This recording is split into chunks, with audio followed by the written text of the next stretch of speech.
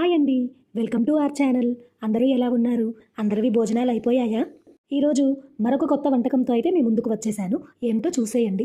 నోటికి ఎంతో రుచిగా, ఘాటుగా మన అమ్మమ్మల కాలం నాటి నుండి ఇప్పటికీ అందరూ చేసుకునే మిరియాల చారు ఎలా తయారు చేసుకోవాలో చూపిస్తాను.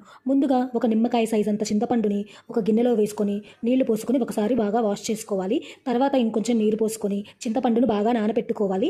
ఈలోపు ఒక చిన్న స్పూన్ మిరియాలు, అర స్పూన్ జీలకర్ర, ఒక స్పూన్ ధనియాలు వేసుకొని మంటను సిమ్లో పెట్టుకొని దోరగా వేయించుకోవాలి. ఇలా దోరగా వేగిన తరువాత ఒక 3 ఎండుమిర్చిని చిన్న చిన్న ముక్కలుగా కట్ చేసుకొని వేసుకోవాలి.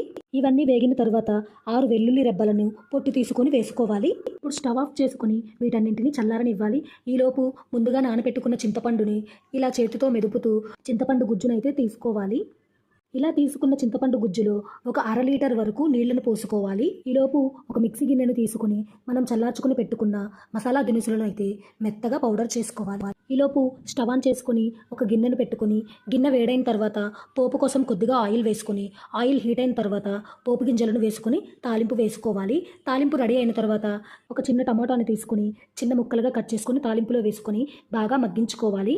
ఈ టమాటాలో ఒక 1/2 స్పూన్ పసుపు వేసుకుంటే టమాటా ముక్కలు త్వరగా మగ్గిపోతాయి. ఇప్పుడు ముందుగా మనం తీసుకుని పెట్టుకున్న చింతపండు గుజ్జును ఈ తాలింపులో వేసుకొని కొద్దిగా కరివేపాకు, కొద్దిగా కొత్తిమీర, మన రుచికి సరిపడినంత ఉప్పు వేసుకొని ఒక 5 నిమిషాలైతే మూత పెట్టుకొని బాగా మరిగించుకోవాలి. ఇలా మరుగుతూ ఉన్న చింతపండు రసంలో మనం ముందుగా తయారు చేసి పెట్టుకున్న మిరియాల పొడిని అయితే వేసుకొని మూత పెట్టుకొని మరొక 5 నిమిషాలైతే బాగా మరిగించుకోవాలి. అంతే అండి, ఎంతో ఘాటుగా రుచికరమైన మిరియాల రసం అయితే తయారైపోయింది. మీరు కూడా ఒకసారి ఇంట్లో ట్రై చేసి చూడండి. Thank you for watching.